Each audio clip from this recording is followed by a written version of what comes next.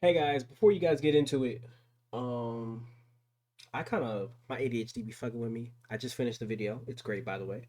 Um, I talk a lot. I pause a lot. It be fucking with me. I need subtitles to be able to understand somebody saying things to me.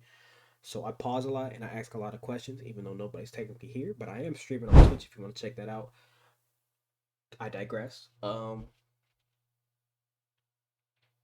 Let me know. I mean, just if I'm rambling like I am right now, if I'm rambling, just skip ahead and I'll get back on track. I'll get to the point eventually. Type shit, type shit, type shit. But welcome guys, we gonna react to a video. As you can see, I got how F1 works, NASCAR, um, F1 history. Basically, I'm gonna be reacting to things that I didn't think was cool back in the day when I was a little jit. Oof. But now that I see people that look like me doing the things that I didn't think was cool, and by people that look like me, I mean shout out to what's his name? I got it. Lewis Hamilton, F1, and Booga, Jordan. We got to lock in. Y'all tell me who y'all want me, y'all favorite driver in the chat. Who y'all think is the hold on, let me get this out the way. I'm streaming right now, Splash Jackson 3 on Twitch and YouTube, Splash Jackson 3. This is a clips channel, not a clips channel. It's a little side project channel. I'm still figuring out my channel. It's a little all over the place, but I'm figuring it out. On for more than 75 years. Yeah, that's a pretty long time. Here's what it looked like when it first started, and here's what it looks like now. So, how did we get here? Well, it all started in January of 1919, when the 18th Amendment outlawed the production and sale of alcohol. Like any true American, those with business savvy found their way around the law. Let's build distilleries hidden in the backwoods of North Carolina. No one will ever see them, and so they did. Working at night, the only way they could see was the moon itself. So their alcohol started being called Moonshine, and these moonshiners needed a way to transport their contraband without looking suspicious.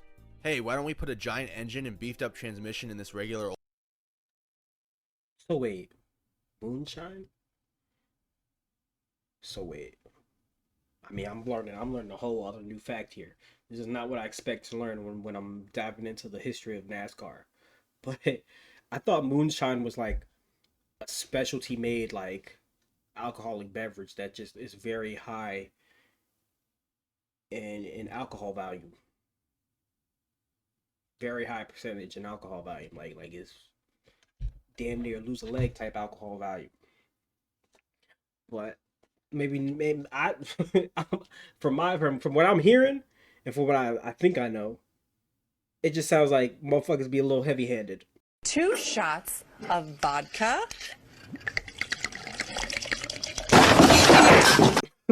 old family car. Sounds great.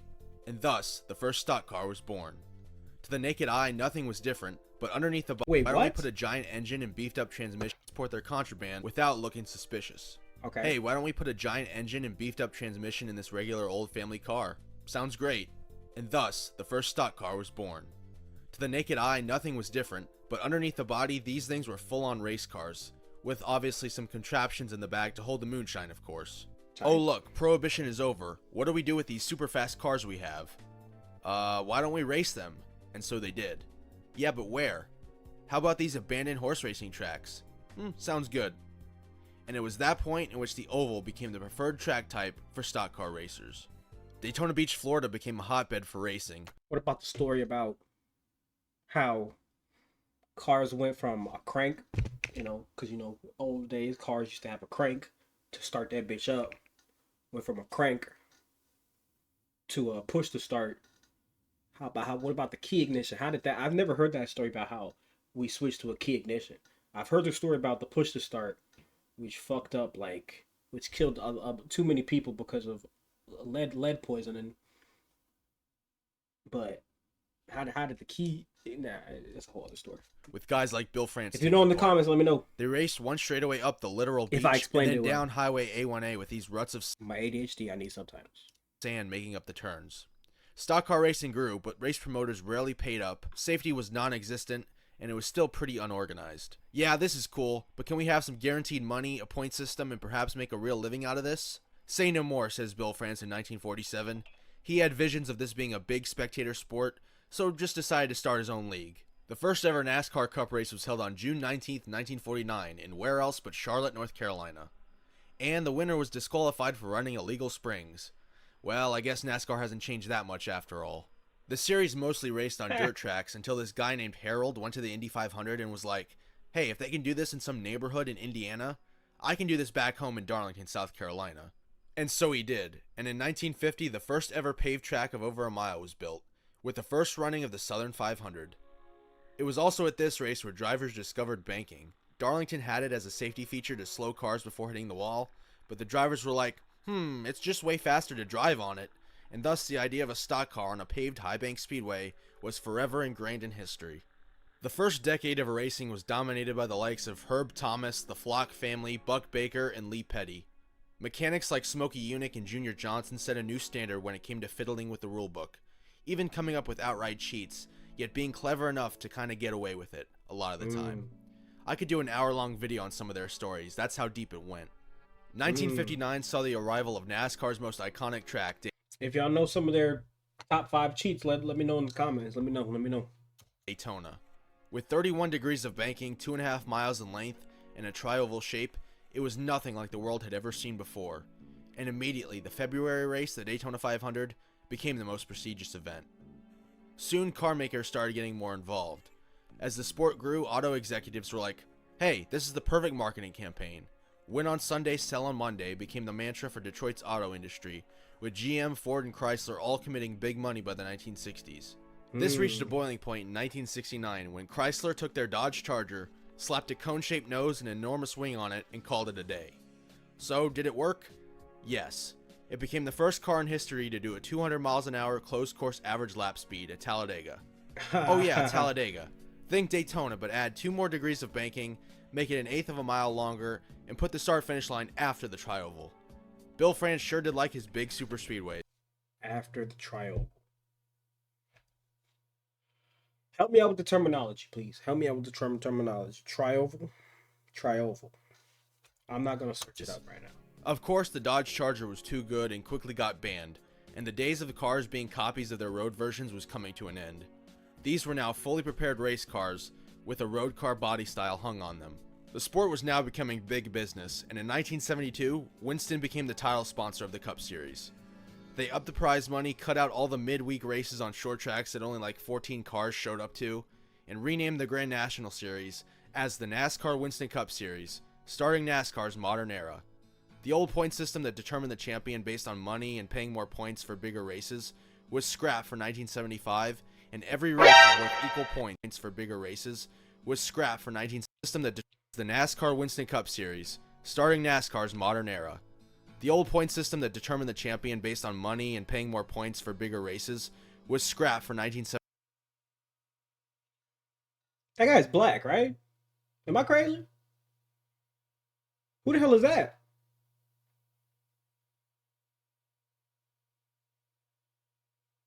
He kind of look like a black Italian. She look like Mario, but got like a really, really good tan. I mean, nah.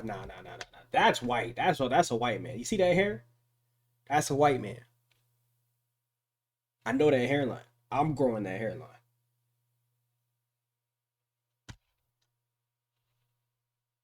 Y'all let me know. Y'all let me know. Y'all let me know. 75, and every race was worth equal points, making the Drivers' Championship more important than before. The 1970s saw the arrival onto the national stage of the sport's biggest stars. As more race highlights got shown on, I do not know if I'm correct. If my what they call that? I don't think they give it a name for what I just did, but I'm just gonna give it a name. If my color coding is correct, that was a black man, and this setting right now that he's in is around 1960, 1970. And I'm guessing that was a picture of a driver. I did not know there was black drivers doing NASCAR in the 70s or 60s. Y'all let me know if I'm fucking crazy. Because it very well could be that I'm tripping and I sound like a freaking lunatic and I'm just focusing on the wrong things right now. Okay, let me know.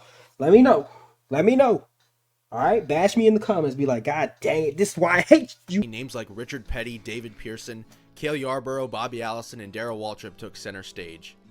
Petty and Pearson are the only two drivers in history with triple-digit win counts, while Cale, Bobby, and DW each have over 80. The sport for much of the middle part of its history was dominated by these guys, and they grew large fan bases. All of this came to a head at the 1979 Daytona 500, the most important race in NASCAR history. For the first time, CBS would broadcast a 500-mile race live thanks to the effort of one Ken Squire, the voice of NASCAR. So you might ask, what was so special about this race? Well, the east coast of the country was snowed in, and since there were like 3 channels back then, the Daytona 500 was the only real thing on TV. Combine that with a ferocious battle between Yarborough and Donnie Allison, Bobby's brother, a last lap crash, Richard Petty winning his 6th Daytona 500, and a subsequent fight in the infield, there were too many storylines to count. This iconic ending set the stage for NASCAR to expand outside its home as a Southern showcase. Boxing. With the help of CBS and eventually a little-known cable station named ESPN, the sport took off like a rocket into the 1980s, a decade which saw the emergence of 2 more of NASCAR's biggest legends. Dale Earnhardt may have won the Winston Cup title in 1980, but when he signed with former driver Richard Childress to drive his number 3 car, things took off considerably. While Dale was always at home beating and banging on a short track, Bill Elliott was the opposite. Bill's red and white Ford Thunderbird contrasted with Earnhardt's Monte Carlo, but each dominated in their own way. Elliott's Melling racing team produced enormous speeds at the big tracks, allowing him to dominate at Daytona and Talladega. At Talladega in 1987, Elliott set NASCAR's all-time lap record with an average speed of 212.809 miles an hour in qualifying. Unfortunately, in this race, Bobby Allison's engine cut his right rear tire down, sending him into the catch fence with fans lucky to escape. After this, the era of unrestricted speeds was over, with a restrictor plate put in for every race at Daytona and Talladega. This created pack racing at the big record. What was his speed again? At 200? Talladega in 1987, Elliott set NASCAR's all-time lap record with an average speed of 212.809 212 miles per hour. miles an hour in qualifying. In a circle, bruh. Unfortunately, in this race, Bobby Allison's engine cut his right rear tire down, sending him into the catch fence with fans lucky to escape. After Oh my. Look, Mom, it's a 200 and something mile per hour car coming this fucking way. Fuck this, no. the era of unrestricted speeds was over, with a restrictor plate put in for every race at Daytona and Talladega. This created pack racing at the big track. Any casualties, any families that were affected by that, who remember it to this day. I think this is like the 80s, so it wasn't that, it was long ago, but it wasn't too that long ago where, you know, somebody may not know a family member that was affected by it. Condolences if anybody passed. That is, dead ass, the reason why I joked about it is because that is terrifying. That is terrifying. A 200, I don't care what the number is, 200 miles per hour car coming your way, flipping like this.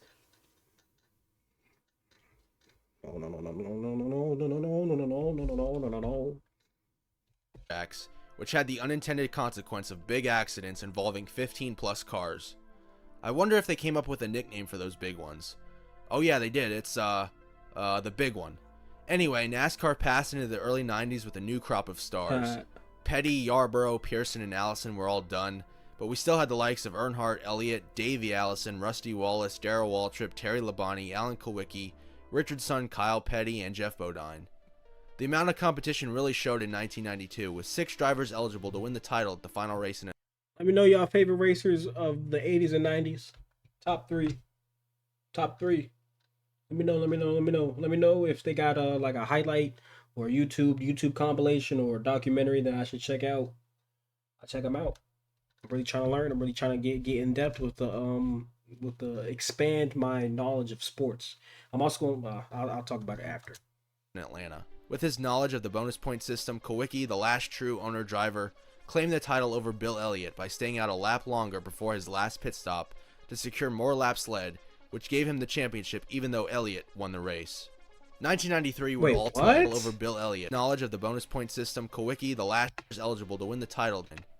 The amount of competition really showed in 1992, with 6 drivers eligible to win the title at the final race in Atlanta. With his knowledge of the bonus point system, Kulwicki, the last true owner-driver, claimed the title over Bill Elliott by staying out a lap longer before his last pit stop to secure more laps led, which gave him the championship even though Elliott won the race. 1993 would alter the course of NASCAR. When he says owner-driver, does that mean that he owned the company and was a driver? If that's so, that's heat. That's heat.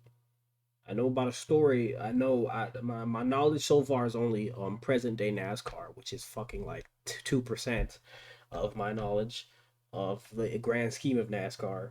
I know that what's his name? I don't know his name, but he owns half of the company, 23 or whatever. 23 driver. I don't know what the name is called with Bubba and Tyler something. My brain. Jerry, Rary, Tyler, something like that. What's his name? Ham, something. It's him and Michael Jordan. He's also a driver. Let me know if it makes sense what I just said. Let me know. Let me know what I'm trying to say, and correct me if I'm NASCAR wrong. history, for better and for worse. While Dale Earnhardt and Rusty Wallace staged a back-and-forth battle for the crown, a young hotshot named Jeff Gordon embarked on his rookie season with Hendrick Motorsports. Boy, he sure is tearing up a lot of race cars. There's no way he lasts in the Winston Cup Series, right? Kulwicki and Davey Allison both figured to be in contention for the championship again, but tragedy struck both men, with Kulwicki losing his life in a plane crash en route to Bristol in March, and Allison losing his in a helicopter accident in the infield at Talladega later on. Damn. That sucks. That sucks. Out of all things, I know damn well they weren't like, yeah, I'm probably gonna die in a not in the 180 fucking miles I be pushing in this car around 12 other bodies that are also pushing around the same speed for a fucking hour and a half. Nah, an aircraft is gonna take me out. That sucks, bro. Condolences to the families, bro. Oh no, that one hurt. It was a deeply tragic time for NASCAR, and after the season wrapped up in Atlanta, just 1 year removed from Kulwicki and Allison being involved in the best championship finale ever, Earnhardt and Wallace paid their respects after the final race. 1994 saw the first Brickyard 400 at the Indianapolis Motor Speedway. NASCAR had already passed open wheel racing as America's favorite, but the emergence of that race's winner, Jeff Gordon, the continued careers of the favorites of the 80s like Earnhardt and Elliott, and American open wheel splitting itself in two ensured that NASCAR would go unopposed into the new millennium. Even with Gordon's utter dominance in the latter half of the 90s, NASCAR continued to explode in popularity. Huge companies in the latter half. Winston Cup. It's the Winston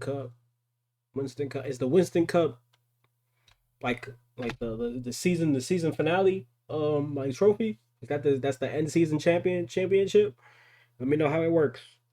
Because I as I was trying to say before, I'm trying to get into all sports I didn't mess with back when I was a little youngin'. Tennis, baseball, soccer, football. I'm just kind of now really getting into basketball again. What am I missing? Golf, especially golf,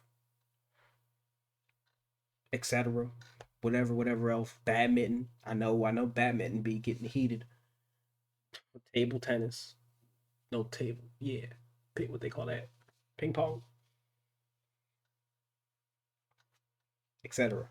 Let me know how this championship, how the tournaments, whatever they got going on is called in each one.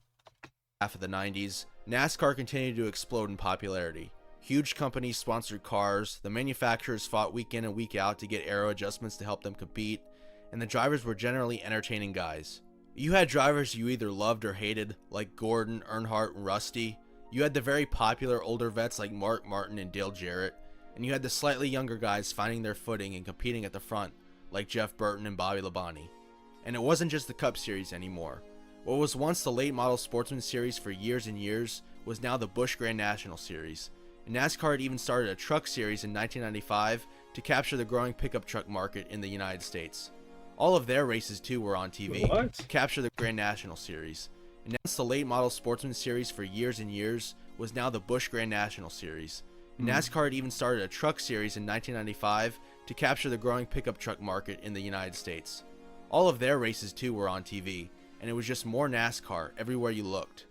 ESPN and CBS had done a lot of the heavy lifting how many series getting there NASCAR are. to this point. Let me know all But the for different 2001, NASCAR signed a incantations. multi-billion-dollar agreement with Fox, NBC, and TNT. The first race of that season ultimately became the biggest turning point in the sport's history. On the final lap of the 2001 Daytona 500, Dale Earnhardt was involved in an accident and sadly passed away. He was unfortunately not the first, but after this race, the mission became to make sure he would be the last. This was the straw that broke the camel's back, so to speak. NASCAR would end up investigating how they could use Dr. Robert Hubbard's head and neck restraint, or Hans device, and the safer barrier created by the University of Nebraska and the Indianapolis Motor Speedway. Bro.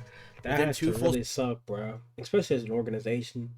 You know, your racers is probably, if it's like anything like these other sports I'm trying to get into, like the person is the brand. Like the person controlling whether you win or lose is the brand at the moment, and you got to connect with that person. So I know the fans, company, the pit crew, they was probably like, his family, they was all just like, that's so many people on, so many eyes on one person, and for that to just be gone, I was like, yeah, this can never happen again, bro. I know loss, y'all. Loss has happened in my life a lot, so I understand when you're like, nah, this can't, I don't want to feel like this no more, at least too much. Dangerous sport. I understand. It's a dangerous sport.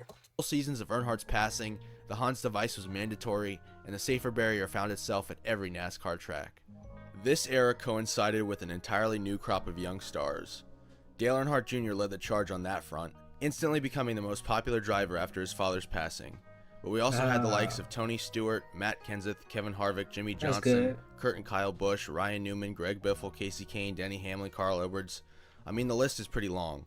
By the end of 2002, the guys that made up this generation of driver started to replace the likes of Jarrett, Burton, Elliott, and Labonte towards the top of the point standings. 2003 saw the end of both Winston as title sponsor in the Cup Series, as well as the last for a season-long points format. In 2004, Nextel replaced Winston, and NASCAR instituted the first version of the Chase for the Cup. For the final 10 races, the top 10 in points would be reset, and they'd have their own mini-season to determine the champion. I'd say that most people who were old enough to watch before 2004 have never liked it. NASCAR introduced the Car of Tomorrow in 2007. So, the playoff system is just my fault if racing fans aren't accustomed to vulgar language. If that's like, cause I'm new to YouTube also, so I'm gonna have to rebrand myself into being a little bit more, catered to a wider audience. I'll try my best to not throw out random, just maybe even a beep. I might just say beep. But they switched the Nextel replaced. So the instead of Winston Cup, it's Nextel. So how did it work? What was the old system that I'm guessing now majority of the fans hated? What was the old system? Was the old system just like the? I'm guessing the old, and this is my guess. Let me know. I love making hypothetical, educated guesses. I'm guessing the old way was however your season was, however many points, like however you did overall throughout the entire season, racked up as many points, you would get the end goal championship no matter what. Even if like the last race of the season was like you won it.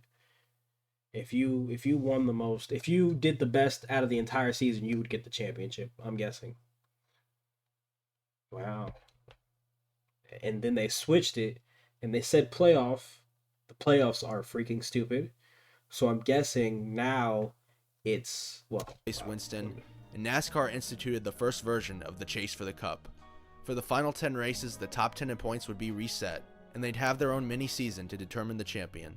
I'd say that most people who were old enough to watch before 2004, the last 10 races reset the points. So I'm guessing my last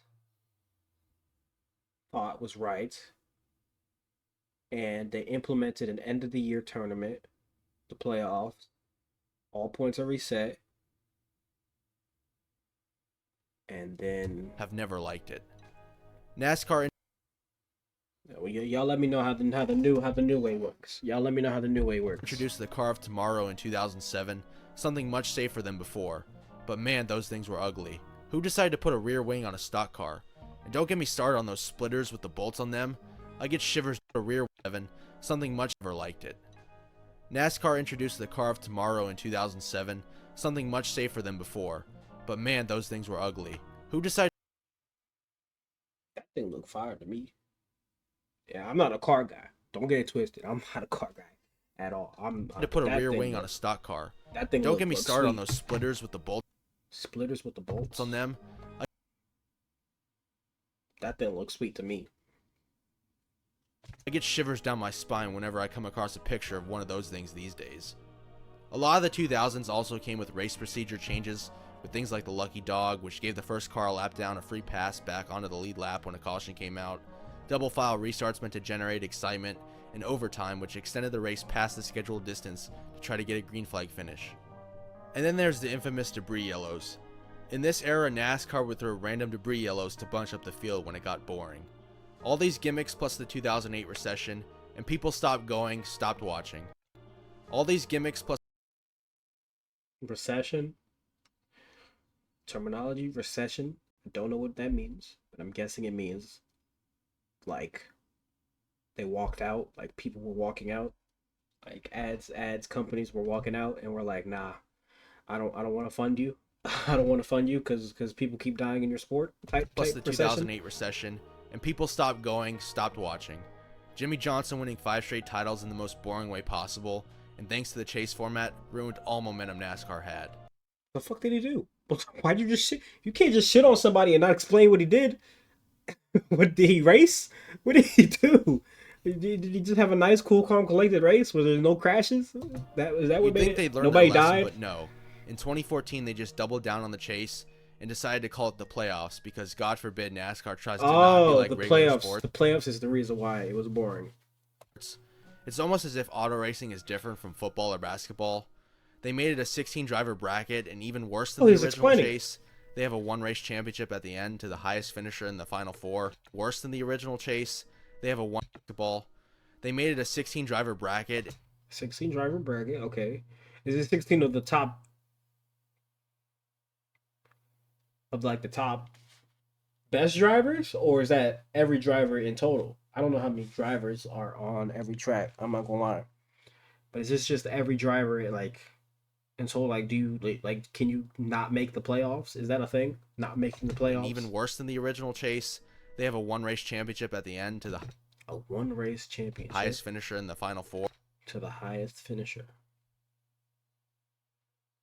Or, I mean, just typing this In the final four. out on the script raises my blood pressure, so I'm going to. I read it, and I don't get it, bro. I heard it, and I don't get it. So.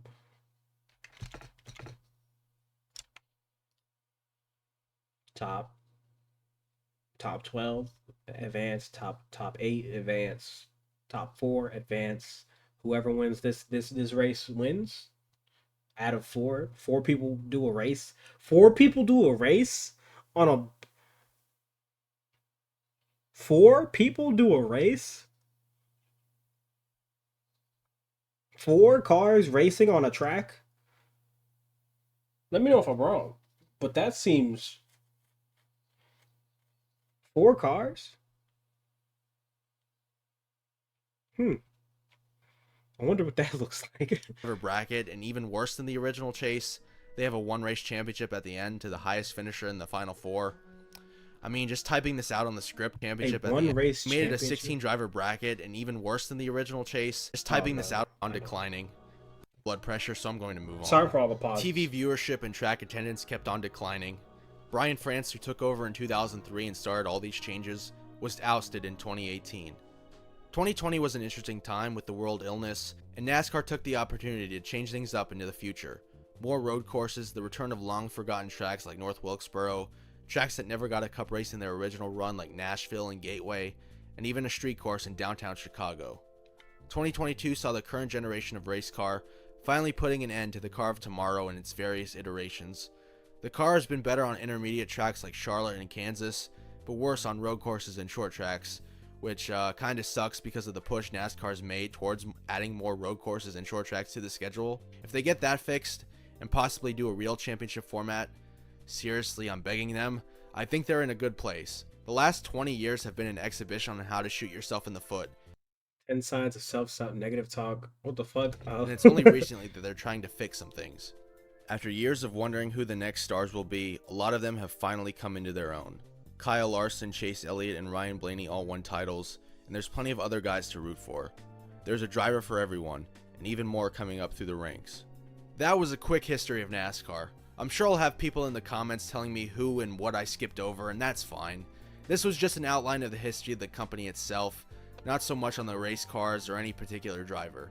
But if you did like this, leave a like and subscribe for more content. I have a ton of video ideas that will be in the works soon. W video. That's where I'm gonna end it today. What I picked up, NASCAR started with Americans doing something illegal. Like usual. Starting up something illegal. Hey, that's what this country was built on. Let's go. Let me know your favorite racers. Let me know any videos you got you especially like, any documentaries. I want to learn all about it. I want to learn everything. Let me know about my reaction. If y'all want me to not pause so much, keep my thoughts at the end until the end. I might just tell you to, like, if I said it in the beginning, if I edit it in. Actually, I'm just gonna do it right now. Welcome back. W video. Let me know.